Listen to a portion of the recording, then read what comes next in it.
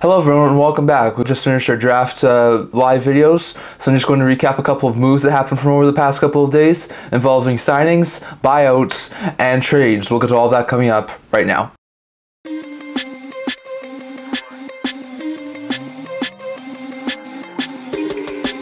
Hello everyone, welcome back to the 3 here at Edmonton Hockey Channel. Before we get into this video, don't forget to like this video, subscribe down below. Think about your support whenever you're able to with all of you guys. So if you haven't already, don't forget to subscribe button down below, and if you comment down in the comment section below, so we can all discuss today's video. Now, I'm just going to be doing a quick video here discussing a couple of signings, a couple of buyouts, and a couple of trades that happened. Now, on the trade side, I'm not going to just talk about the pick-for-pick swaps. There were some decent pick-for-pick swaps, but they're just pick-for-pick swaps. So I'm just going to focus on the trades that include players over the past 2 days during the first round and the rounds 2 through 7 draft days. So I'm just going to talk about some of the trades here that involve players.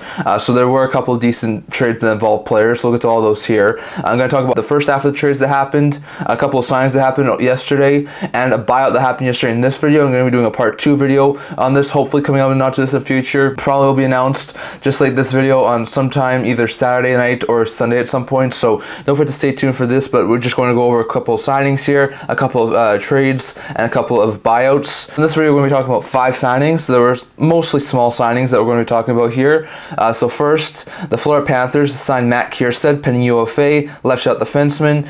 On the younger side of things, though, to a 1-year contract extension with AV of $175,000 we're going to start next year. Kierstad looks like a pretty good player. Last year, put up 6 goals, 21 points in 49 games at the AHL level. Also had a goal and 4 points in 20 NHL games. This past year, had 4 goals and 15 points in 57 AHL games. Looked pretty good, so that's a pretty solid sign there for the Panthers. Solid depth defenseman. Also get center Patrick Gillies on a 2-year contract extension with the AV of $175,000 we're going to start next year. Gillies has never played at the NHL level. Had 13 points in 72 AHL games 2 years ago. Had 13 goals and 23 points in 66 games this year. Looked pretty good, but once again, I still think he is probably a depth player, someone who plays the AHL level, if not call-up option. So it's a pretty solid sign there for the Panthers, but I don't expect Gillies to amount to much next year. You also have Cam Dineen re-signing in Edmonton. He was a pending UFA. They acquired him, I think, as part of the Michael Kesselring deal.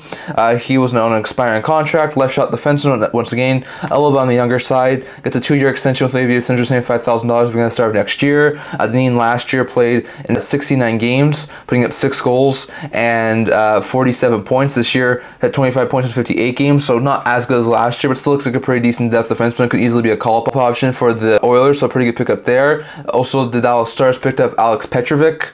Petrovic was another pending UFA, someone who got into a couple of games of playoff action. Right shot defenseman, signs a 2-year extension with AV of $175,000 we're going to start next year. Petrovic played in 71 AHL games last year, putting up 27 points. This year had 22 points in 70 AHL games. Also got into 1 game of NHL action and also playing 7 playoff games, putting up no points. So looks like a pretty good veteran call-up option there for the Stars, and I think it's a pretty good signing. And then we also have Buffalo signing Clague. Buffalo extends Clague, who's a depth defender, a call-up option there for them, can play either side of the defense, to a 1-year contract extension with AV of $175,000 that we're going to start next year. It's a pretty good pickup there for the Sabres to get Clague. Last year, played in 33 NHL games, putting up 4 assists, as well as a goal and 6 points in 14 AHL games. This year, had assists in 3 NHL games, and also had 3 goals and 23 points in 42 AHL games. Looks like a really good call-up option there for the Sabres. So those are the 5 signings from yesterday. We saw the Panthers extend Kierstad and Gillies, the Oilers extend Dineen, the Stars extend Petrovic, and the Sabres extend Clague. So interesting stuff there. We also saw a buyout yesterday. The Philadelphia Flyers have bought out Cam Atkinson. That's a pretty decent move there for the Flyers to buy out Atkinson. Atkinson was entering the final year of his deal. I think I have $5.8 million cap hit. Now it's going to be on the book for $2.3 million for this year. So it's a decent move for the Flyers to buy out Atkinson. So it saves them around $3.5 million in cap space. It's also going to leave them with a $1.7 million cap penalty for next year. So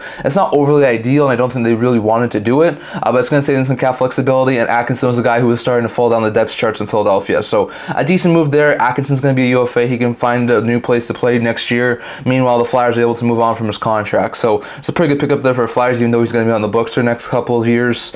And then we saw some trades over the past couple of days. Now, like I said, I'm only going to talk about the ones that involve players. So the first player pick we've seen over the past 2 days was between the Jackets and St. Louis Blues. The Jackets acquired a 2025 4th-round pick from St. Louis. In exchange, the Columbus Blue Jackets acquired the signing rights to Alex Texier. It's a pretty good pickup there for the Blues. Texier can play any sort of position, left wing, right wing, center. center. He's a really good versatile player. He's an RFA, like we said, so he's going to need a new contract. We'll get to that in our next video. And he's coming off a solid season where he had 12 goals and 30 points in 78 games. 3 years ago, put up 11 goals and 20 points in 36 games.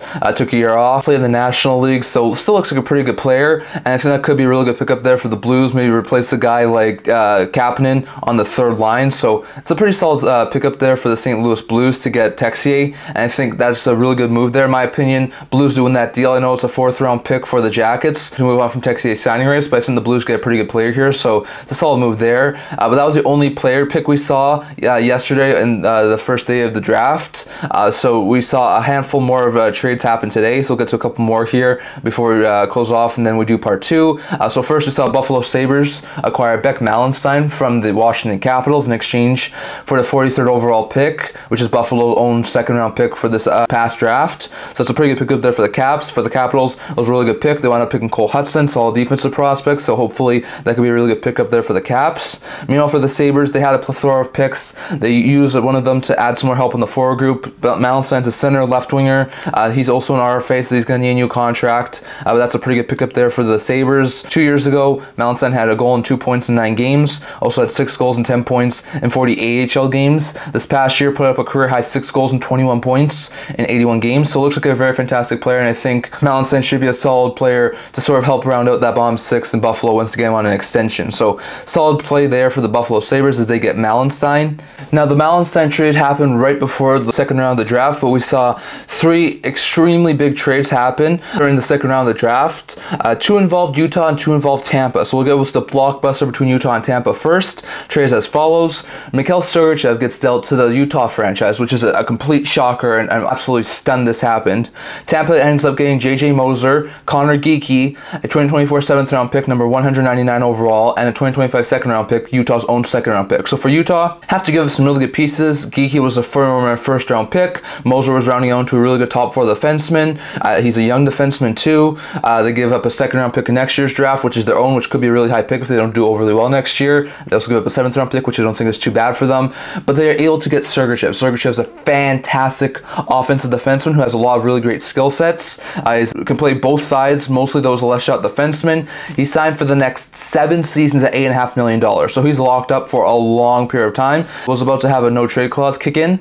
So the Bolts are able to move him before that kicks in. So that's really good news there for Tampa. Sergachev was coming off a career season, not this past year, but 2 years ago, putting up 10 goals and 64 points in 79 games. This past year, dealt with a lot of injury troubles, only gone to 34 games, putting up 2 goals and 19 points. So it wasn't his greatest self this past year, but I think after some recovery time and in a new team where he's the #1 guy, not behind Hedman, I think Sergachev could thrive in a team like Utah. So that's a pretty good pickup there for the Utah franchise to get Sergachev.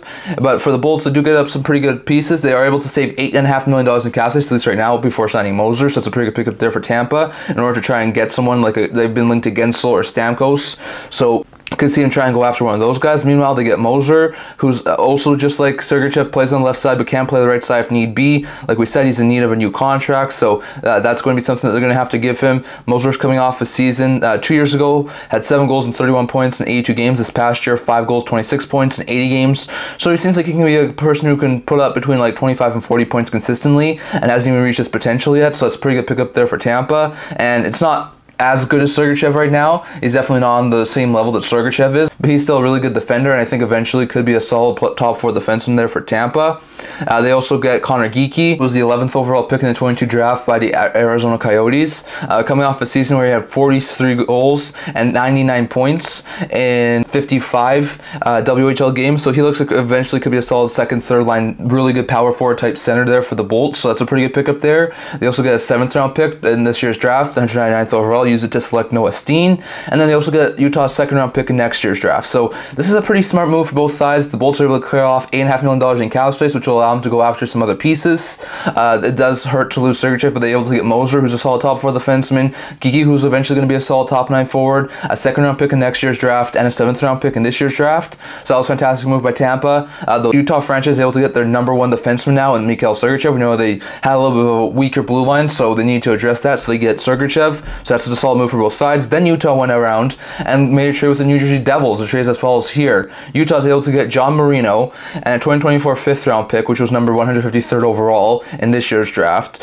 from the New Jersey Devils in exchange for 2 second-round picks, one in this year's draft, number 49 overall, and one in next year's draft, Edmonton's 2025 second-rounder. So this is a smart move for both sides. There's a lot of talk that Marino was going to get moved, with the Devils wanting to go after Pesce, so he does get moved, so that's a pretty good pickup there for the Utah franchise to get Marino. For the Devils, like we said, with them potentially going after Pesce, Marino's expendable, so it's a pretty good move there for them to get 2 second-round picks for him. It's a second-rounder in next year's draft for Edmonton, so I'm probably going to say it's probably between 20 and 32 at some point in next year's draft. And they do get number 49, which they used to select goaltender Mikhail Yegorov, so that's a pretty good pickup there for the Devils. Meanwhile, for the Utah franchise, they get a 153rd overall pick, which they used to select Alice Chech, and they also get John Marino. Marino's a solid top 4 right shot defenseman, someone who a lot of teams had some interest in.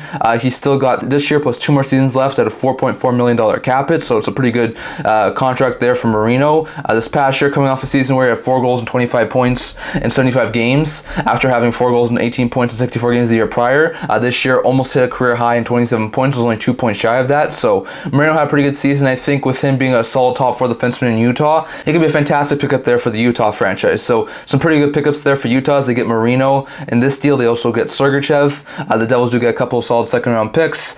Utah gets an extra 5th-round pick in this year's draft, so it's a pretty good swap there for those 2 teams. And then we saw the LA Kings acquire Tanner Jeannot from the Tampa Bay Lightning in exchange for a 2024 4th-rounder and a 2025 2nd-rounder. So some pretty good moves there for the Bolts. We know that Jeannot was a guy who was on the block and most likely going to get moved at some point. So he's now heading to LA. He's a solid bomb 6 winger. He's entering the final year of his deal at $2.6 million cap hit, so not too bad for the Kings. 2 years ago, had 18 points, including 6 goals in 76 games with the Preds and the Bolts. Last year, had 7 goals and 14 points in 55 games with the Bolts, so he's a decent player. Has not worked out overly well ever since being acquired for, I think it was 4 or 5 draft picks from the Nashville Predators, so it hasn't been an overly great trade for the Bolts to acquire Jeannot. Maybe in a situation with LA where he's a little bit more lower on the lineup and he can play a consistent, more physical type of role, Jeannot could be finding his former 40-point form from earlier, so I could see a really good pickup there for the Kings. And if it doesn't work out, he's in the final year of his deal, so they can just walk away from him next year. Meanwhile, for the LA Kings, they get 2 picks.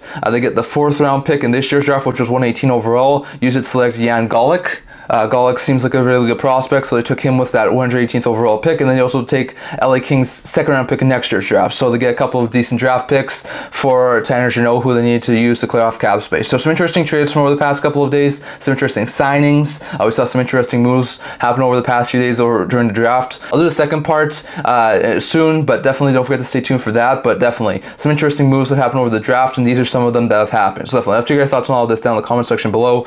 The winners, in my opinion, the Caps won the Malenstyn deal because I think Malenstyn's worth a little bit less than the 2nd-rounder, so I think the Caps won that deal. Personally, I think that Utah wins the Sergachev deal, but it's a pretty nice return there for Tampa. I think that the Devils win the Marino deal because I think Marino, just like Malenstyn's, not worth 2 2nd-round picks. And I think that the Bolts do win the Jeannot deal because they didn't have to pay anything to get him off their books, so it's a pretty good pickup there for the Bolts to get a couple of picks. I also think that the Blues, like I said, won the Texier deal, so those are who I think won those deals. I'd love to hear who you think won those deals and what do you think about the signings and the buyout down in the comment section below. So I'm going to talk about for today. Remember to like this video, really like it, remember to subscribe down below. Thank you for your support. We're never able to all of you guys. So if you haven't already, don't forget to subscribe button down below. Don't forget to leave a comment down in the comment section below so you can also discuss today's video. Also a blog to my news, rumors, analysis, stuff like that, so you can check that out. Leave a link down in the description below. And I kind of see you guys all for next video. See you guys soon.